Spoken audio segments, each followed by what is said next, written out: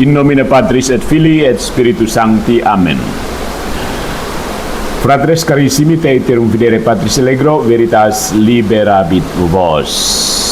Katekese kali ini adalah sebuah respon seperti biasa. Dan kali ini respon untuk sebuah kuliah yang menurut saya menarik. Orang Katolik harus mendengarkan kuliah yang cerdas dari pendeta pendeta Graziapello. Dia memberi kuliah F22. F itu maksudnya apa ya? I don't know. Doktrin-doktrin Mormon yang menyebar dalam gereja-gereja Protestan, Pentakosta, Karismatik saat ini. Saya mengapresiasi perkuliahan dari Pak Graziapello, tapi ada masalah. Kita lihat ini, jadi kita ambil pelajaran dari ceramah Pak Graziapello ini untuk belajar sesuatu hal yang penting. Jadi saya beri katekese ini, saya kasih judul katekese ini, pelajaran dari kuliah Graziapello. Ketika ortodoksi diperjuangkan tanpa otoritas. Jadi video ceramah Graziapello ini, saudara-saudariku, memperlihatkan satu hal penting yang sering luput disadari umat Kristen Protestan. Ortodoksi tidak runtuh karena kurang cerdas, tetapi karena tidak dijaga. Ya, tidak ada penjaga. Bukan karena Protestan tidak cerdas, tidak ada penjaga soalnya. Dalam banyak bagian, Graziapello benar. Dia membaca Mormonisme dengan tajam, menolak politeisme terselubung, dan membela monoteisme Tritunggal. Tapi justru disitulah pelajarannya muncul, saudara-saudariku. Bukan dari apa yang dia serang, melainkan dari posisi rapuh tempat dia berdiri saat menyerang. Ya. Jadi video pembicaranya itu, video kuliahnya itu menunjukkan paradoks klasik Protestan modern. Ingin menjaga iman yang sama dengan gereja purba, mereka berhasrat sekali menjaga iman yang sama dengan gereja purba, tetapi menolak struktur yang membuat iman itu tetap satu. Nah, itu masalah, bro. You mau seperti itu, tapi menolak struktur yang membuat iman seperti itu. Selesai. Ya. Mari kita lihat poin yang pertama. Ortodoksi membutuhkan pagar, bukan sekedar kecerdasan. Nah, Graziapello ini membongkar bagaimana istilah-istilah Kristen dipakai dengan makna yang digeser. Monoteisme berubah menjadi satu lembaga, Tritunggal menjadi 3 entitas kompak, Esa menjadi satu kehendak. Analisisnya sahih, valid. Pelajarannya jelas. Tanpa pagar doktrinal, bahasa iman akan selalu dibajak. Ya, tanpa pagar doktrinal, bahasa iman akan selalu dibajak. Masalahnya, pagar itu tidak bisa berdiri dari opini seorang pengajar, secerdas apapun dia. Ya. Ortodoksi bukan hasil kecermatan individu, melainkan kesetiaan kolektif gereja sepanjang waktu. Disinilah Katolik konsisten.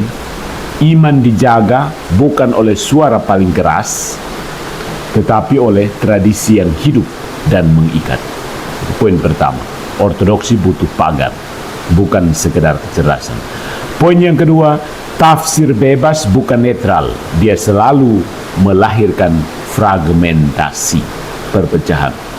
Jadi pembicaraan Graziapello secara tidak langsung mengakui kegagalan slogan setiap orang bebas menafsir. Kenyataannya, tafsir bebas tidak menghasilkan kedewasaan rohani, tetapi pasar tafsir. Siapa paling meyakinkan, dia paling diikuti. Pelajaran pentingnya adalah kebebasan tanpa otoritas bukan kebebasan Injil, melainkan anarki rohani. Gereja mula-mula tidak hidup dengan prinsip biarkan saja, nanti Roh Kudus luruskan sendiri. No. Mereka menetapkan batas, menyebut sesat sebagai sesat, dan menjaga iman bersama, bahkan dengan risiko konflik. Meskipun ada konflik, mereka berani ambil risiko. Yang penting bahwa sesat, ya sesat. Jaga iman bersama. Itu tafsir bebas, itu bukan netral, karena selalu melahirkan fragmentasi. Dan yang ketiga, tradisi tidak bisa dipinjam setengah-setengah. Ya, Gratia Pelo dengan tepat memakai Bapak Gereja, istilah Yunani Latin, dan sejarah dogma untuk membela Tritunggal. Itu baik, tetapi perkuliahannya sekaligus mengajarkan satu kebenaran pahit. Tradisi tidak bisa dipakai sebagai alat, lalu ditinggalkan sebagai otoritas. Bapak Gereja tidak menulis sebagai akademisi independen. Mereka berbicara di dalam dan untuk gereja. Nah, ini kesalahan dari Dekingaras biasanya. Mereka pikir bapak-bapak gereja itu menulis sebagai akademisi independen. No. Mereka berbicara di dalam dan untuk gereja. Memakai kesimpulan mereka sambil menolak struktur gereja yang sama adalah kontradiksi intelektual yang tidak terhindarkan. Nah, poin yang berikutnya soal relativisme itu sering menyamar sebagai kasih. Ya. Bagian akhir pembicaraan Gratia Pelo itu menyingkap problem serius zaman kita ini. Demi kasih dan penerimaan, perbedaan tentang Allah dianggap remeh. Seolah-olah menyembah Allah yang berbeda masih bisa disebut satu iman. Pelajaran Katoliknya tegas, kasih tanpa kebenaran bukan kasih Kristen. Mengasihi orang tidak berarti menghalalkan ajaran yang keliru. Mengasihi orang Protestan misalnya tidak berarti menghalalkan Protestantisme yang sudah dibidatkan itu. Justru karena mengasihi, gereja berani berkata, ini salah, ini menyesatkan, ini tidak membawa kepada Allah yang benar. Ya. Berikutnya, kebenaran tidak bertahan lama tanpa otoritas yang mengikat. Ya. Pembicaraan Gratia Pelo tanpa disadari menjadi kesaksian paling kuat tentang mengapa gereja Katolik tetap satu. Sementara dunia Protestan terus terpecah. Bukan karena Katolik paling suci, tentu saja tidak, tetapi karena Katolik tidak menyerahkan iman kepada kebebasan tafsir individual. Pelajarannya pahit tapi jujur. Argumen yang benar tidak cukup. Dia butuh penjaga. Argumen yang benar saja tidak cukup, bro. Dia butuh penjaga. Ya. So, fratres carissimi, pembicaraan Gratia Pelo dalam video terbarunya mengajarkan sesuatu yang lebih dalam dari sekedar bahaya Mormonisme. Dia mengajarkan bahwa ortodoksi yang tidak diikat oleh otoritas akan selalu rapuh, betapapun cemerlang pembelanya. Bagi Katolik, ini bukan alasan untuk mengejek, bukan. Ini alasan untuk bersyukur, ya, bahwa iman tidak diserahkan pada siapa yang paling fasih berbicara, tetapi dijaga oleh gereja yang menerima, menyimpan, dan mewariskan kebenaran yang sama dari para rasul sampai hari ini. Keren kan? Dan disitulah pelajaran terpentingnya. Iman bukan milik penafsir, melainkan titipan yang harus dijaga. Sampai sini Katolik menang. Ya, knock out. Tidak bisa. Sampai sini jelas. Betapapun cerdasnya seorang Protestan, dia berdiri atas fondasi yang rapuh. Tidak bisa. Ya, tidak ada penjaga. Tidak ada yang bisa menjaga kebenaran seorang Protestan yang cemerlang. Dengan mudah seseorang lu pun urusan betsun ikut lu kenapa sambeta begitu. Selesai. Kita akhirnya ajak debat-debat terus, soalnya ada hasil. Ya, jadi menarik ya bahwa Gratia Pelo atau kadang-kadang Dekingaras ya berusaha untuk memberikan tafsiran yang benar, tapi siapa mau pilih suruh Protestan dong, Protestan yang lain mau ikut dia pun tafsiran? Soalnya ada kan? Tidak ada penjaga. Ya. Nah, apa saja inti argumen dari Gratia Pelo? Inti pengajarannya, yang pertama, ada infiltrasi ajaran Mormon ke kekristenan arus utama gereja, bukan hanya lewat misionaris door to door, tapi terutama lewat buku, seminar, podcast, YouTube, materi pendalaman Alkitab, sampai dia menuduh beberapa pengajar pendeta apologet populer mengulang doktrin Mormon tanpa sadar. Yang kedua, ada ciri doktrin yang dia tandai sebagai Mormon menurut GP. Corporal God, Allah dipahami berjasad atau bermateri, daging, tulang, anatomi. Kemudian ada politeisme berjenjang, ada Allah tertinggi Bapa, lalu Allah kedua Yesus, lalu manusia saleh kelak jadi Allah baru. Pengilahian versi Mormon. Kemudian ada Tritunggal versi Mormon. 3 pribadi dipahami sebagai 3 entitas terpisah yang satu hanya dalam tujuan kehendak, bukan hakikat atau zatnya. Dan isu kunci yang GP serang adalah permainan istilah atau diksi. Dia menekankan bahwa kata-kata seperti monoteisme, pribadi, tritunggal bisa dipakai kelompok tertentu, tapi maknanya digeser. Iya, karena tidak ada penjaga kan. Monoteisme dipakai bukan untuk satu hakikat Allah, melainkan satu lembaga atau dewan ilahi yang menyampung banyak Allah. Jadi, menurut dia, ini silat kata yang bikin jemaat salah paham. Contoh medan tempur pada Kejadian bab 1 ayat 26. Marilah kita menjadikan manusia.